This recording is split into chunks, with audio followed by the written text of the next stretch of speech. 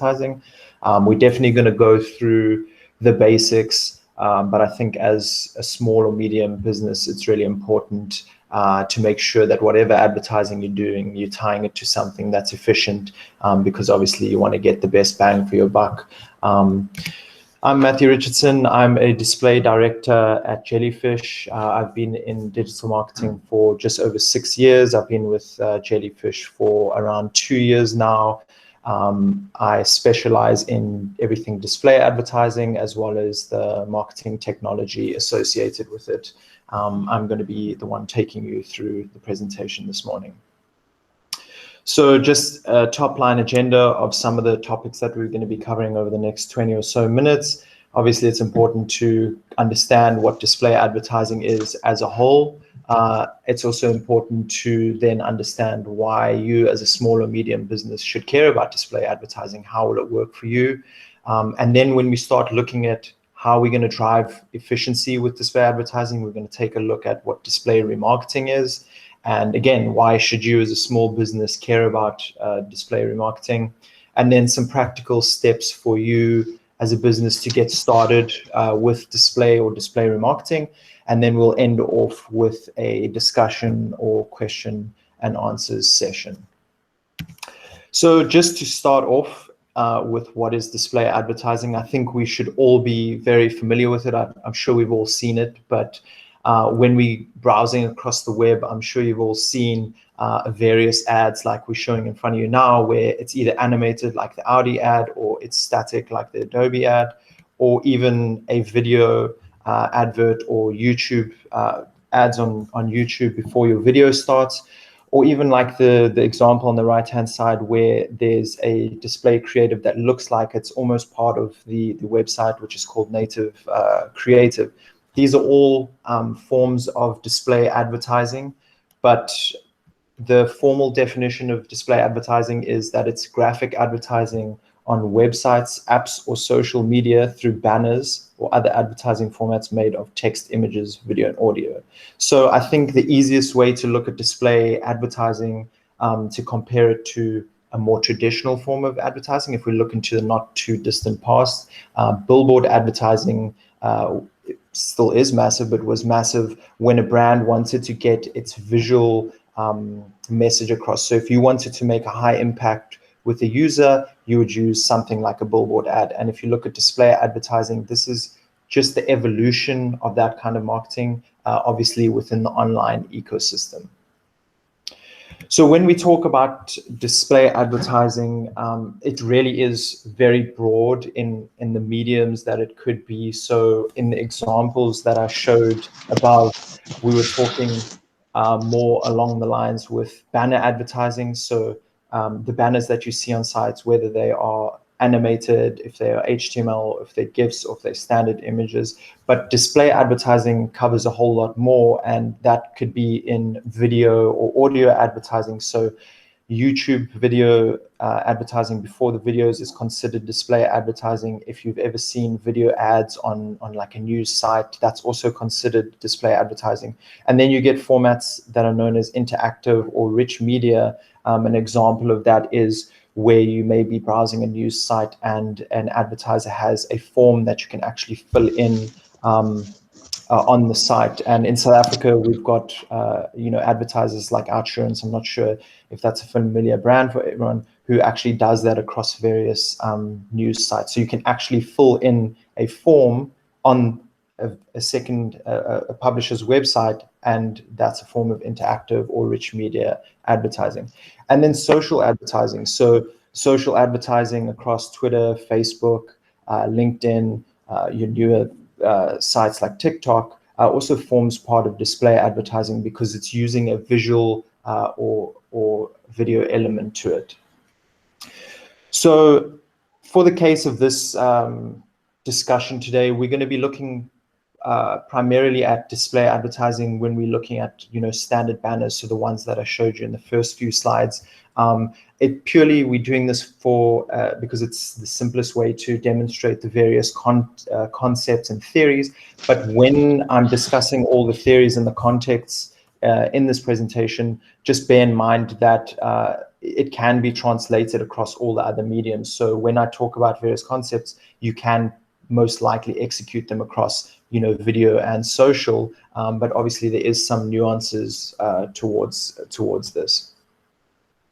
So now that we know a little bit about what display advertising it is and what mediums it covers, I think it's important to discuss why you should care about display advertising as a small or medium business. So there's many reasons, but I've looked at the top 4 that I think are really important, and starting with powerful audiences. So if I go back to the example of billboard advertising, so when you as a brand, wanted to launch advertising on a billboard, you could only make inferences about the audience. So where you buy that billboard space, the location.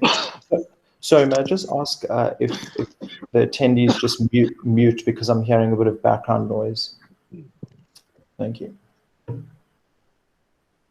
So just chatting about audiences. So when you would be looking at doing a billboard advert, again, like I was saying, you could make an inference about the audience based on where they are located, the demographic of that, but you couldn't really hyper-target it, where with the power of online advertising, we have that benefit. So we're able to target the very specific audience we're going after. So a great example of this is on Google Ads, which is one of Google's marketing platforms.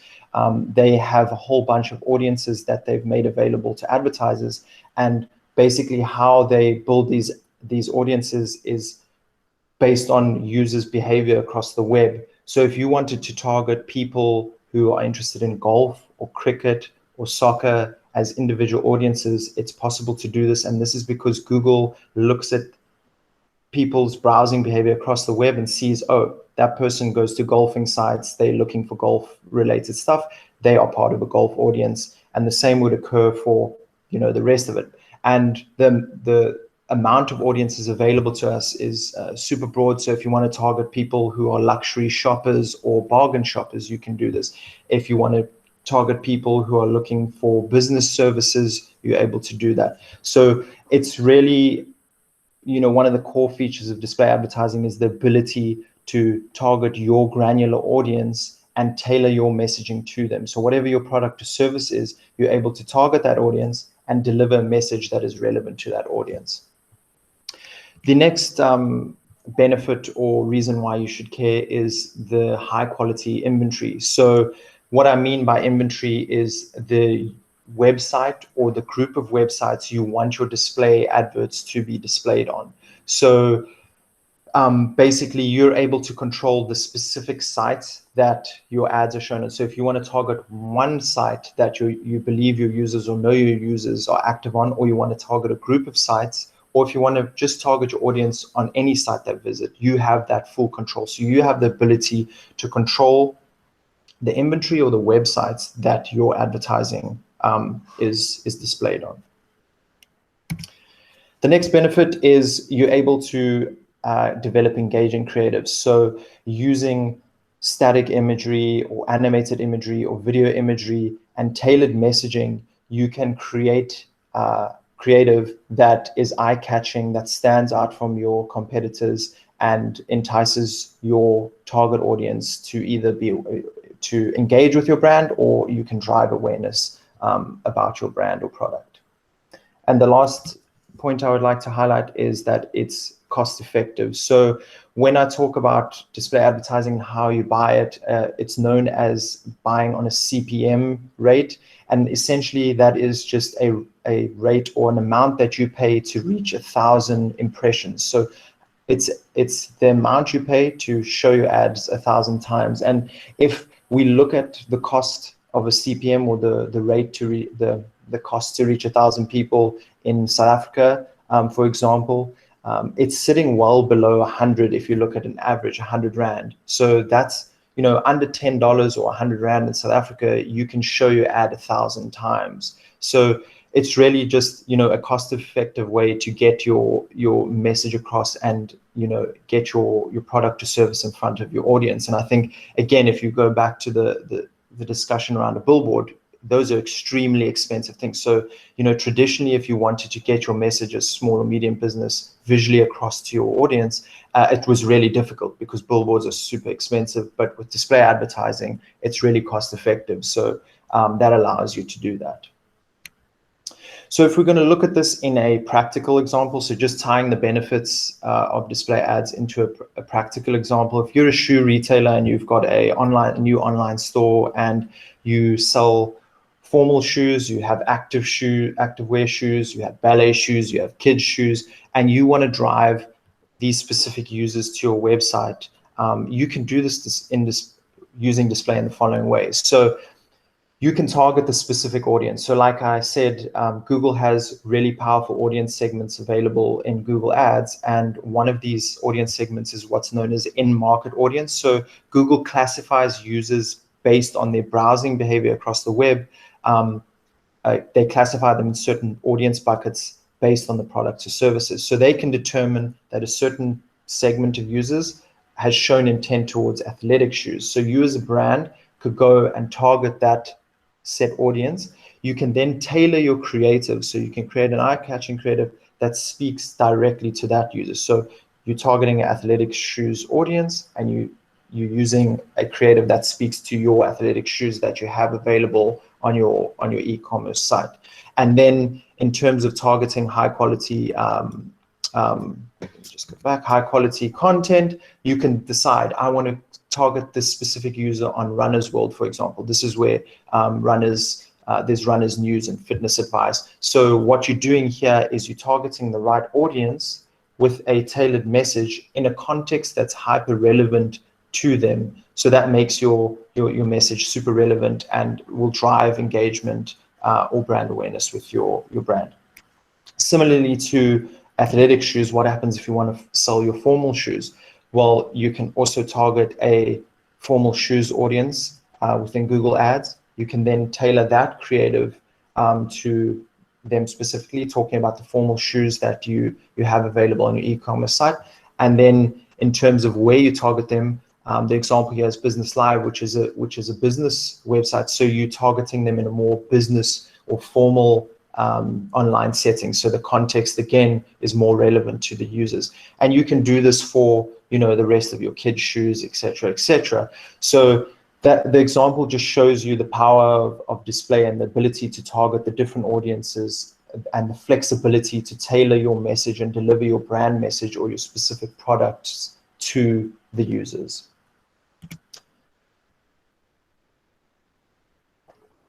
So now that we know what display advertising is and why you should care about it, I think it's super important to discuss how do you use it as a small or medium business to drive marketing efficiency. So when we talk about marketing efficiency, what I'm referring to is the ability to extract the most value out of your marketing spend to your desired outcome.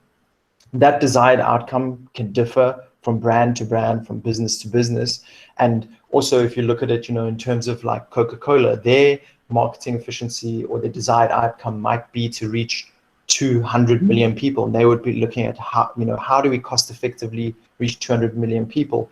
But in the case of a small or medium business, your marketing efficiency metric would most likely be direct response, so a sale or a lead. So it's important to just understand that. So just to further demonstrate it, I think it's important to look at this concept using a marketing funnel. So a marketing funnel is a concept that marketers use to identify a user's journey through the purchasing cycle. So from being aware of a brand to buying the product or signing up for the product, marketers use this concept to identify the various steps in a journey. And we also use it to tie various marketing activity to the steps. So how that kind of looks is at the top of the funnel. This is where users would most likely be becoming aware of your brand, or you'd like users to learn about your brand. And the activity that you'd be using there is more video or YouTube to drive brand recognition or brand awareness. When you take one step down in the marketing funnel, this is what's known as the mid funnel. And these are users who have a little bit more intent. They're showing interest in a specific product or service, for example, and in a display context, we would usually see what I demonstrated above, where we'd use in-market audiences with display advertising. So we're targeting users who've shown signals of buying a specific product or service. And then as we move towards the bottom of the funnel, this is where we're driving users to purchase or to sign up. And this is where you'd likely see the most efficiency as a small or medium business. And what I mean by that is you would see the best bang for your buck when you put it, marketing spend in. You'll get your lowest cost per leads or your lowest cost per signups at this phase of the funnel. When you're a big business or multinational, you probably will have the budget to invest in all phases of the funnel.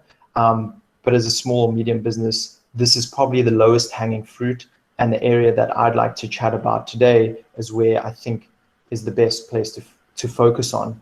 And that's through the method of what's known as display remarketing. So we've discussed what display marketing is, the benefits of it, but now we're going to go a little bit deeper in and look at display remarketing and how you can drive efficiency for your brand or business. So what is display remarketing? I think we probably have all experienced it. We might not know what it's called or how to classify it, but basically it's demonstrated as follows. Have you ever been to a site and looked at something you might want to buy? So you're browsing through a shoe store, you look at various trainers and you decide, maybe not today, I'm not going to purchase it, or I'll come back later, or I'll go into the store. And then you continue browsing across the internet, and maybe you go visit your favorite news site, your favorite sports site, and suddenly you start seeing the ads from the site that you just visited, and you start seeing them pop up. Well, that's what you call display remarketing. And in a formal sense, the definition is it's a way to connect with people who previously interacted with your website or mobile app, and allows you to strategically position your ad in front of these audiences as they browse across the web, thus helping you increase your brand awareness or remind those audiences to make a purchase. So in a technical sense, how did an advertiser do it and how would you do it? It's basically, in a simplified way, done through 3 steps. So the advertiser whose site you visited, so if you visited that the shoe shop that I depicted above, they would have used tools such as Google Analytics to define an audience segment. Basically, it's just a rule of, we want to put people who visit across our site into a certain audience bucket. When a user visits the site, so you went onto the site and you visited the site and you browsed across the various shoes, you're then put into an audience bucket. And once that audience bucket is populated, you can use a tool such as Google Ads to target the users with display ads. So in a simplified manner, that's how what display remarketing is and how it works from a technical standpoint. So again, on the similar trend, why as a small or medium business should you care about display remarketing? So I think there's a couple more points, but I highlighted the 4 that make the most sense. So in terms of the audience trend, you are able to target audiences who've shown intent towards your brand. So these are people who've visited your site. They've maybe added a product to your cart, or maybe they've looked at the service that you provide. So these are audiences who've shown intent towards your brand. You also have insight into these audiences because you know that they've visited your site, they've looked at this product, they've looked at this service. So you're able to tailor your messaging to them to drive them back to the site.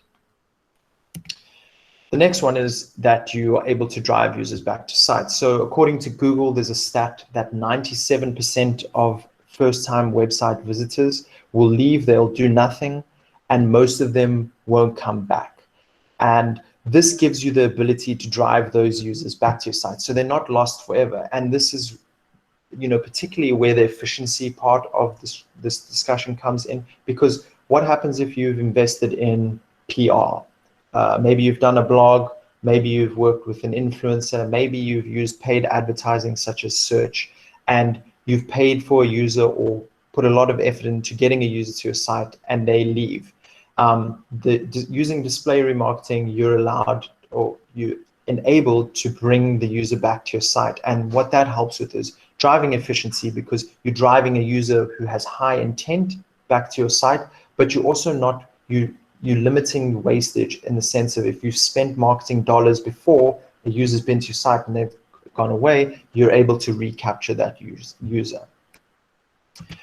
It also allows you to strengthen your brand, because if a user is new to your brand or new to your service and they visit your site and they leave, and then they start seeing your messaging popping up on, a high quality news site or a high quality sports site, for example, that will drive brand affinity. It will build trust, and it also allows you to drive results. So if you're recapturing that audience, you can also remind them about your product, and for them to go back to your site and to purchase or to sign up.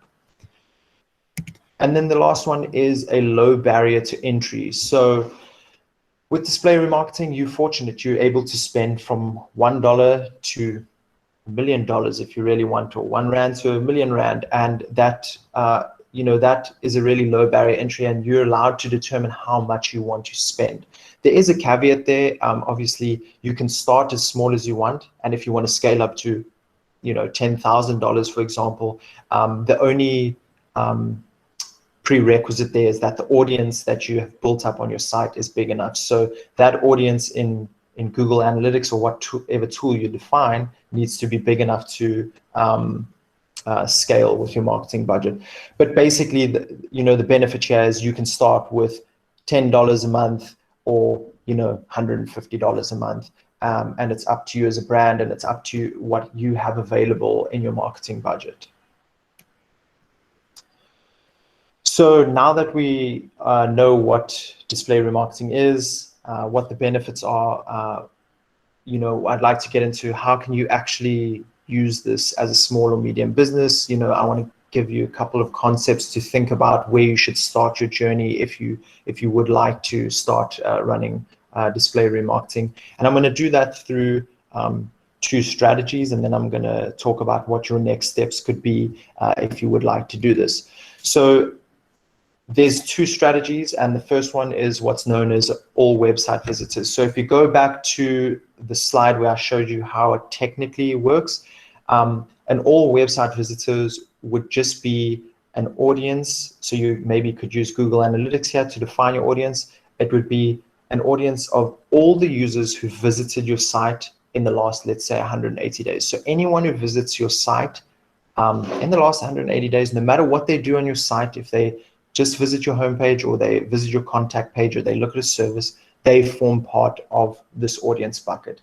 And the purpose of defining this audience and building this audience and running marketing towards this audience is to re-engage a broad audience, your broad audience who have visited your site, and remind them about your brand or product. So again, you can drive that brand affinity, and you can drive that performance by reminding users in a broad sense about your brand or product. And the messaging that you could use when doing a strategy like this is broad positioning. So let users, remind users about your brand, give them a unique selling point, something like that.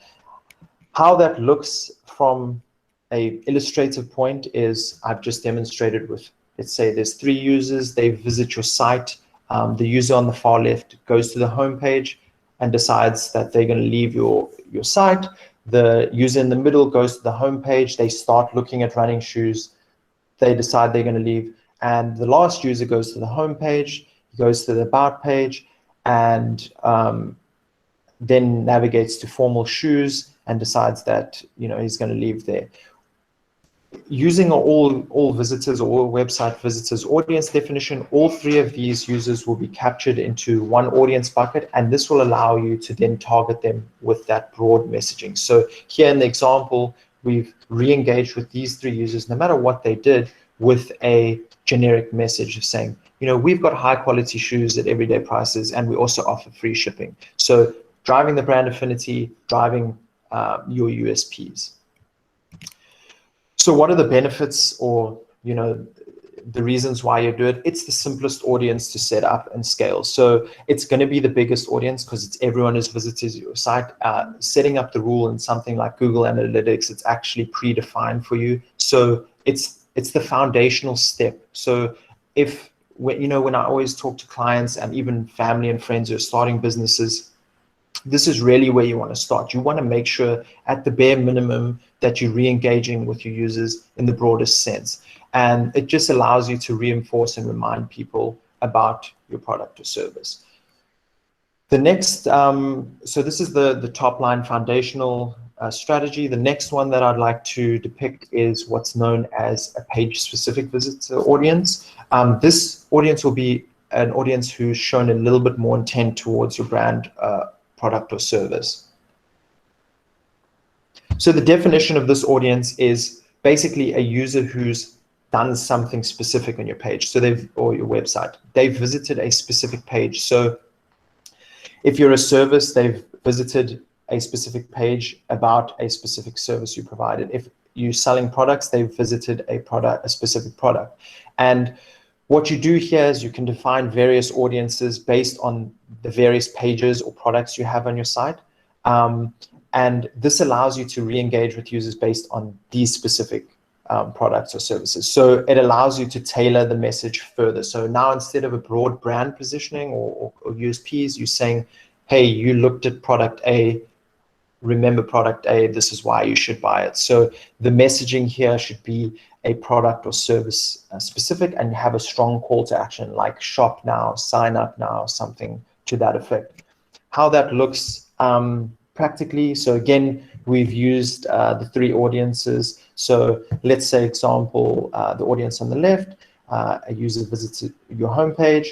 She then decides to go and look at the promo page because you have some promotions running. And finally, she decides, oh, she likes the XYZ running shoe. The middle person visits your homepage, and then she just sees the XYZ running shoe, looks at it, and decides to navigate away. And the final audience member goes to your homepage. She looks at your about page because she wants to know a little bit more about you, and then she sees the XYZ running shoe. So all of these users have done various different things, but there's one common thread amongst them. If they've all looked at the XYZ running shoe. So if you've set up this page specific audience, they'll all be part of that bucket. And then as part of the illustration here, you can see we've now remarketed to them using a specific message about the XYZ running shoe. So that really just allows you to re-engage with the user about the specific product or service they've looked at. What are the benefits or the reasons for doing this is you're leveraging the insight you have about your audience to capture their intent. So you know that that audience looked at the XYZ running shoe, and that's how you then capture their attention using that specific product or service. It allows you to drive product or service specific creative, which is tailored to the audience. And usually what you'll find is the more tailored your creative, the more relevant it will be and the more engagement or performance that you would get from that. So those are the two core strategies that I really would like you to think about as a small or medium business. And they really are, whether you're small or medium or large business, they really are foundational steps for all businesses who are running digital marketing. So, I advise this to the smallest or the largest businesses, no matter who they are. The next step in the journey is, if this is something you're interested in and you want to go on the journey of creating display remarketing adverts, there are a couple of prerequisites. Obviously, you need to have a website or app that you want to drive marketing to. This website or app would need to have a little bit of traffic, because there are some audience requirements, like minimum audience requirements, depending on the platform, between 100 or 1,000 users that you'd need to have to start running marketing against. You would need a marketing budget. Like I said, the barrier to entry is really low, so you can start with $10, you can start with $100, but you would need some form of marketing budget. And then the last prerequisite here is you either have some display creative or the ability to develop creative.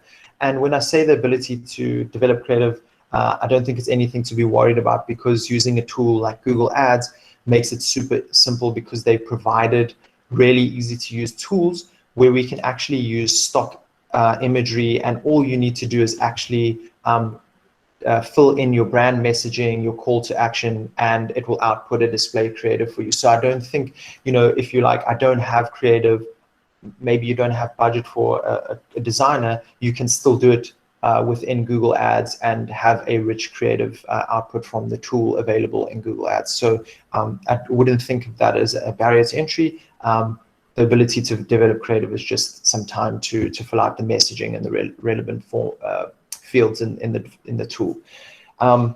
Then in terms of developing your knowledge about how to do this on the platform, Google provides a platform called Skillshop, which is their free learning and resource tool, which covers a wide range of their products. And Google Skillshop has courses around display advertising. So I'd really urge you, if this is something you're interested in, go to Google Skillshop, sign up for the display course, go through it. It'll really delve into each of the topics and the details in a little bit more detail, and it'll also assist you in learning how to technically do this for yourself or your business.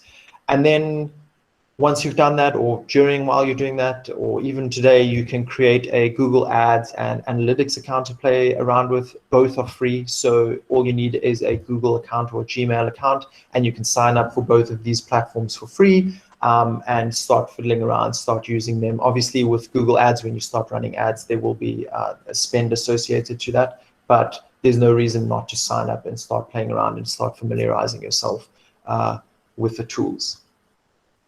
And with that, that's the end of the presentation. I think we'll go into some questions next, but I just would like to say thank you for your time this morning. It's been a privilege to speak to you. And with that, does anyone have any questions or comments?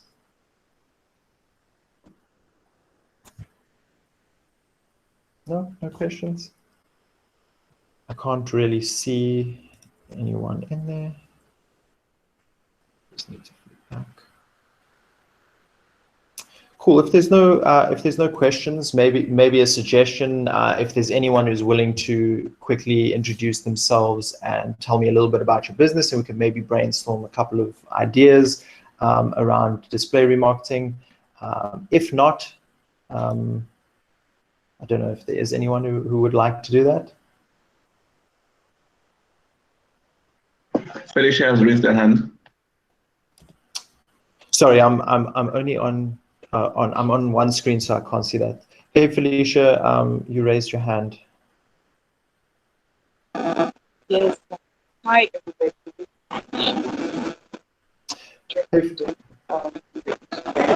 Hey, Felicia. Sorry, I don't know if it's for anyone else, but your signals, it's quite broken up. I unfortunately can't hear anything. I don't know if you maybe want to just type that question.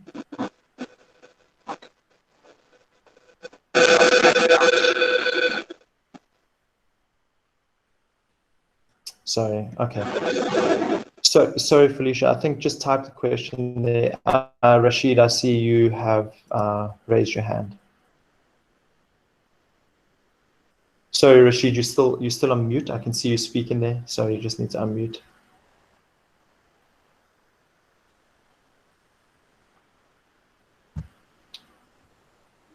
There we go. Hello, Matthew. Hey, Rashid. Thanks for the presentation. Very, very interesting. My pleasure. At the time I went through the Google Analytics, they are free to use, and I was able to do the tutorial then. And while trying to do the AdSense, I discovered you need to have a website. So I don't know, and from your presentation, is telling us that we need to have a website or an app. I don't know if this is possible without these two conditions, maybe like social media like Facebook or Instagram. I don't know how that will work with those accounts. What do you think of that? Yeah, sure. So if you don't have a website or app, you wouldn't really be able to use Google Analytics because it's website based. But if you have your social media accounts like Facebook, Instagram, there's a couple ways that you can re-engage with your users there. So based on people who like your page or like your page on Instagram, you can actually run ads towards those people. And there's various other targeting that you can do on something like Facebook, Instagram to re-engage with your users. But your primary way that you would do that is through a mechanism of ads to your followers or your page likers. And that is available in Facebook and Instagram. So it is something that you can do. Okay, thank you, Matthew. No problem. Yeah. Cool. I see Aziz. I'll pronounce your name correctly. Question.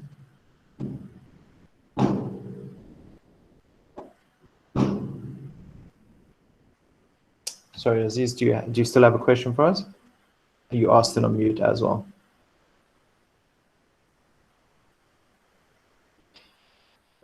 Yeah, Aziz, you're just going to need to unmute quickly.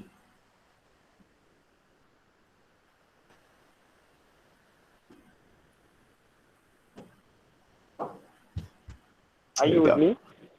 Yes, I can hear you.